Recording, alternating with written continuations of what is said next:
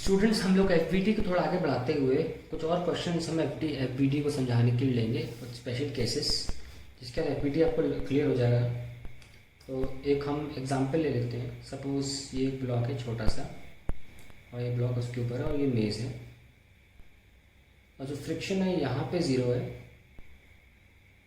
और यहाँ पर फ्रिक्शन है से म्यू।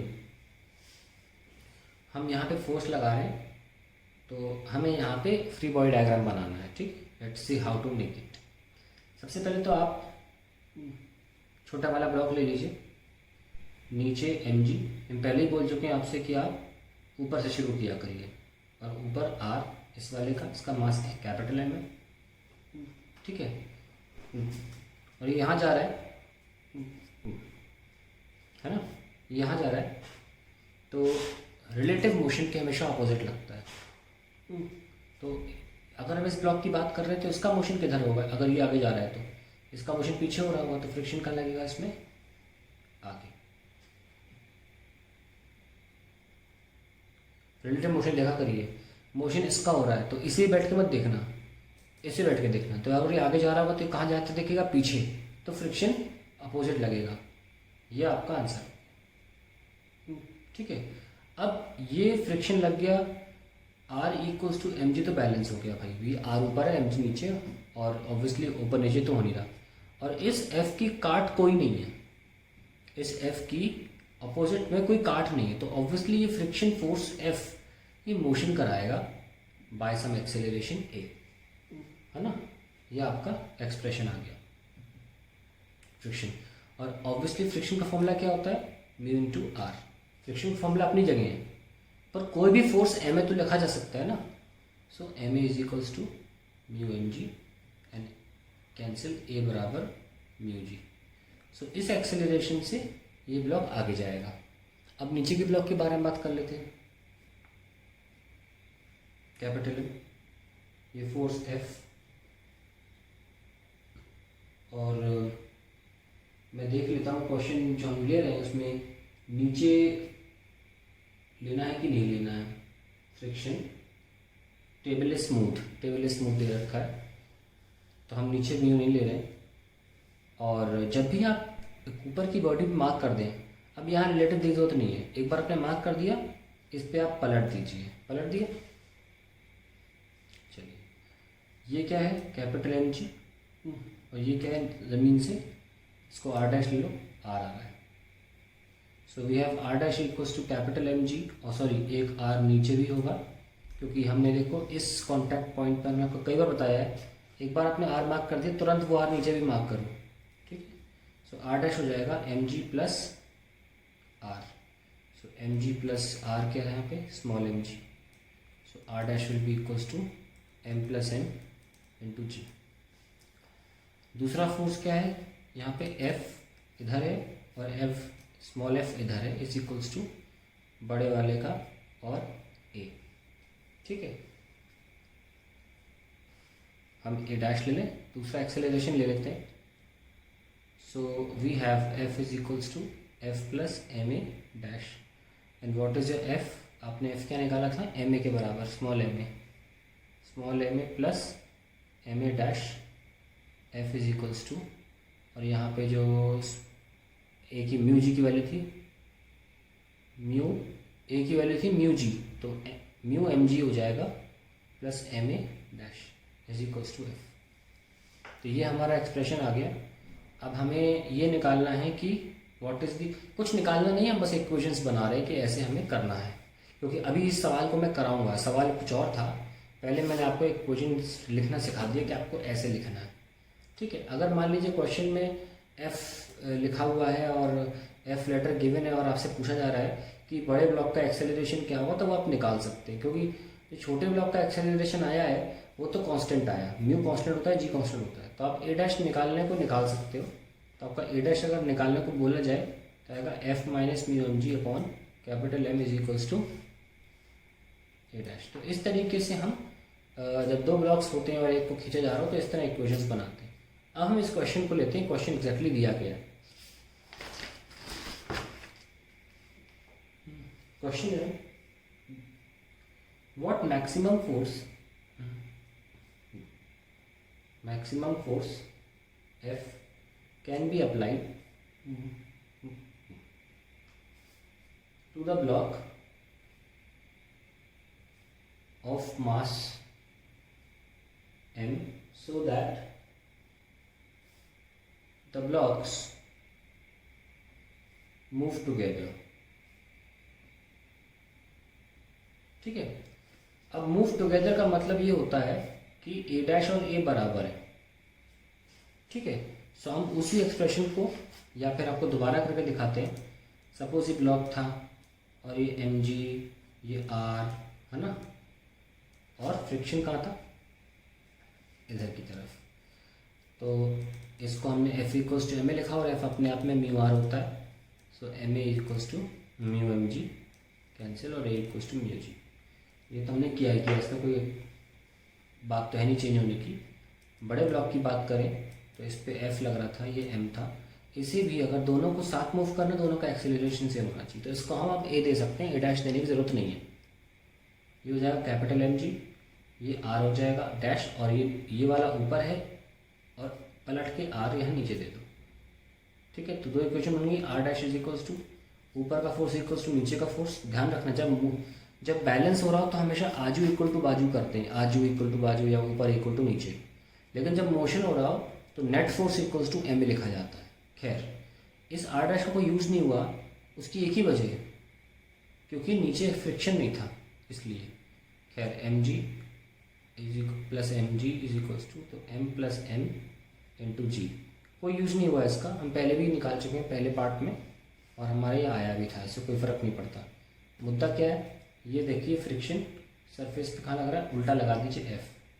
अगर ऊपर वाले पे यहाँ लगाया, अब सोचना नहीं, अब पलट दो हमेशा. तो एफ, क्योंकि ये वाले फ्रिक्शन जो होते हैं एक्शन रिएक्शन होते हैं, तो उनका पलटना ऑब्वियस है. Minus f is equals to capital M a. ठीक है, नाउ ये एफ कितना है देख लीजिए, एम ए के बराबर है, is equals to m a. तो हमारा वो फोर्स आ गया जब दोनों साथ में मूव करेंगे, M A plus small M A. We can write M plus M into A. So finally we can write M plus M. A क्या था, mu G. So this is the force which should be applied, ताकि ये block साथ में move करें, अलग अलग ना मूव करें.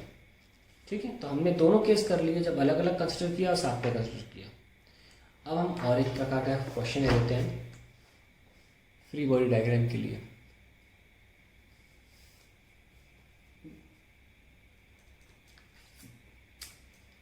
मान लीजिए ब्लॉक है और इस पर हम फोर्स लगा रहे हैं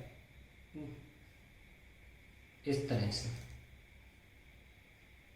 ठीक है, और ये सतह है, सरफेस, और यहाँ पे जो म्यू है वो उसकी वैल्यू नॉट ज़ीरो, यानी कि म्यू इज म्यू, और किसी एंगल थीटा पे हम फोर्स लगा रहे हैं. तो क्वेश्चन क्या है, how much force is required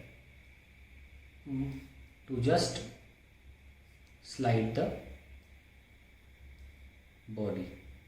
just start करना है मोशन. let us see. ये इधर फोर्स है, तो इधर वाला क्या होगा, f cos थीटा, और इधर वाला क्या होगा, f sin थीटा. ये हमारा फ्रिक्शन आ जाएगा. ये हमारा ब्लॉक का मास m अगर है तो mg, और ऊपर रिएक्शन आ जाएगी r. ठीक है, तो अब हम मोशन चाहते हैं, एफ कॉस थीटा और एफ कर लेते हैं. So we have f sine theta plus R is equals to m g. क्योंकि इधर मोशन नहीं हो रहा है, इधर की तरफ मोशन नहीं हो रहा है, तो we can write f sine theta plus ऊपर एफ साइन थीटा है ना, plus R equals to. Now this r can be easily calculated, mg minus f sin theta. तो r तो आ गया मेरा, r हमें मोशन कराना है, तो मोशन कराने के लिए this force minus this force, that is f cos theta minus f should be equals to 0, क्योंकि जस्ट वाली कंडीशन है. नहीं तो हम एम ए भी लिख सकते हैं, लेकिन जस्ट स्लाइड कराना है, जस्ट. तो जस्ट में क्या होगा, ये वाला फोर्स जस्ट बराबर होगा एफ के, यानी कि f cos theta will be equals to F that is mu into r. So F cos theta is equals to mu mg minus F sin theta. आइए सॉल्व कर लेते हैं इसे. सो F कितना आ गया? F cos theta plus mu F sin theta is mu mg. So F आ गया mu mg upon cos theta plus mu sin theta. ये हमारा F आ गया. अब हमें क्या करना है? How much force required to just slide the body. ये फोर्स तो आ गया. So this is the final answer. अगर हमसे कोई बोले कि what is the minimum force required, हमने क्या निकाला? F is equals to mu M g upon cos theta plus mu sine theta. सो मिनिमम फोर्स अगर निकालना हो, कम से कम फोर्स, तो उसके लिए क्या करेंगे? Denominator should be maximum. अब एक मैक्सिमम मिनिमम कॉन्सेप्ट होता है. जब भी किसी को मैक्सिमाइज करना हो तो उसको डिफरेंशिएट करके आप जीरो की तरफ पुट कर दो. ये ऐसे कर दिया. For maximising any quantity we differentiated put it to zero. इसके पीछे कॉन्सेप्ट ये, सपोज ये y और x एक्सेस है और ये मान लो ग्राफ है. तो मैक्स हमने बताया था डिफरेंशिएशन, जब पढ़ाया था डिफरेंशिएशन आपको मैथमेटिकल रूल से बोला था कि डिफरेंशिएशन कुछ नहीं होता, स्लोप होता है कर्व का, उसके टेंजेंट का एट अ पॉइंट. किसी भी कर्व के मैक्सिमम पे स्लोप जो होता है, मैक्सिमम पे जो स्लोप होता है वो पैरेलल टू x एक्सिस होता है. उसका स्लोप क्या हो जाता है? जीरो. यानी कि डिफरेंशिएशन जो होगा उसका वो जीरो होगा उस पॉइंट पे. ठीक है, तो हमें वो पॉइंट मिल जाता है फिर जीरो पुट करके. तो वही करने जा रहे हैं. माइनस का sine theta plus mu sine theta का cos theta equals to zero. हमने डिफरेंशिएशन किया और जीरो पुट कर दिया. Now what we are getting? Mu cos theta is equals to sine theta and finally mu equals to tan theta. So this is the condition क्या है? Condition है कि tan inverse of mu होना चाहिए angle. तो we will be requiring the minimum force to slide it. है, अब हमें यहाँ पे रखना भी है वो मिनिमम फोर्स क्या है, उसको कैसे निकालें. हमारा तो tan थीटा म्यू के बराबर आया है. आइए कैसे करते देखिए.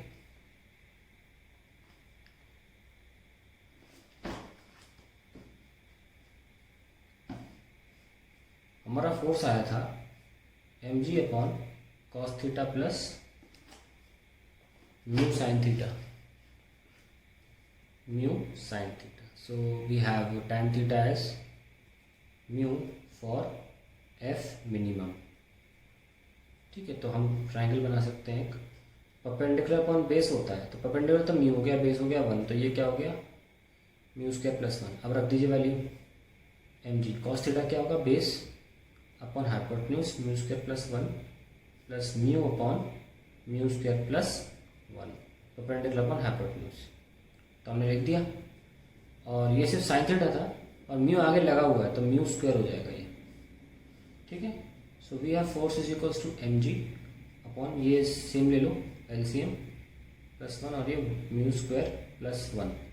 सो we'll get mg upon mu square plus 1. That is the minimum force required to slide the body, just slide the body. तो ये सब क्वेश्चंस थोड़े यूनिक हैं, इसमें कैसे अप्रोच करना है मैं इसलिए आपको सिखा रहा हूँ. ठीक है, तो ध्यान रखें इन क्वेश्चंस का.